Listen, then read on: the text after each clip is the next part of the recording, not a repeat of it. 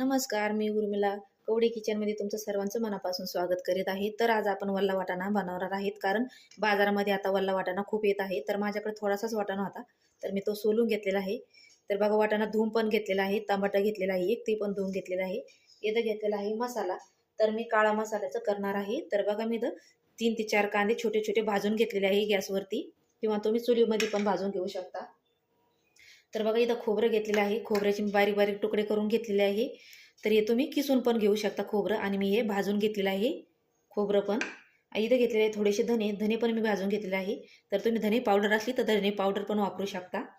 तर बघा, इथं घेतलेल्या आहे 2 मिरच्या, मिरच्या पण मी भाजून घेतलेल्या आहे. आणि इथं घेतलेले आहे आल्याचे छोटे छोटे 2 तुकडे, ते पण भाजून घेतलेले आहे, म्हणजे तेलामध्ये परतून घेतलेलं आहे. मसाले सगळं भाजून घेतलेलं आहे.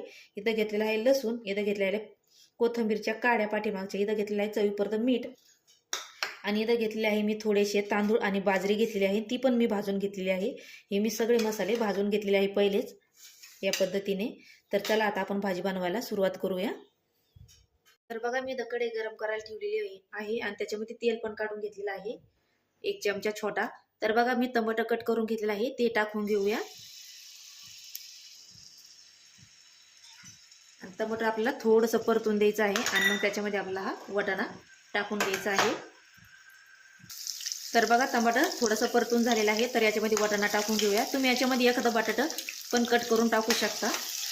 तर आता हे आपण साईडला ठेवूया झाकण ठेवून, आणि याला थोडंसं शिजून देऊया. तोपर्यंत आपण मसाला बारीक करून घेऊया. याच्यात थोडंसं किंचित भर मीठ टाकूया आपण, आणि याच्यावरती आता झाकण ठेवून याला शिजून देऊया. तोपर्यंत मसाला बारीक करून घेऊया. तर बघा, मसाला बारीक करताना पहिले आपण खोबरं, धने, आणि जे आपण बाजरी आणि तांदूळ भाजून घेतली होती ती, आणि मीठ बारीक करून घेऊ पहिले आपण हे. कारण हे टाकलं पहिले तर हे चांगलं बारीक होत नाही, त्याच्यामुळे आपल्याला पहिले हे तिन्ही बारीक करून घ्यायचं आहे. तर बघा, असं बारीक करून घेतलेलं आहे. तर आता त्याच्यामध्ये आपल्याला कांदा टाकून घ्यायचा आहे, लसूण, कोथिंबीर, आलं आणि मिरची. आता याच्यामध्ये आपण हे बारीक करूया, आणि थोडंसं पाणी टाकून हे एकदम बारीक करून घेऊया. तर बघा, मी असं बारीक करून घेतलेलं आहे या पद्धतीने, असं थोडंसं पाणी टाकून या पद्धतीने. तर चला आता आपण वाटाणा पण चेक करूया. तर बघा, वाटाणा एकदम छान असा परतून झालेला आहे. तर आता आपल्याला हा मसाला याच्यामध्ये टाकून घ्यायचा आहे.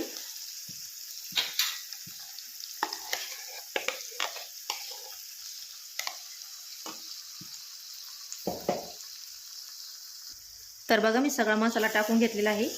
तर आता आपल्याला हा परतून घ्यायचा आहे याच्यामध्ये. तर बघा, मसाला परतून झालेला आहे छानपैकी. तर आता आपल्याला याच्यामध्ये मसाले टाकायचे आहे. तर बघा, इथं मी 1 चमचा, हा 2 चमचे गरम हा कांदा लसूण मसाला टाकलेला आहे. थोडीशी हळद, अर्धा चमचा, थोडासा हिंग, आणि काळा मसाला 2 चमचे, आणि लाल तिखट 2 चमचे.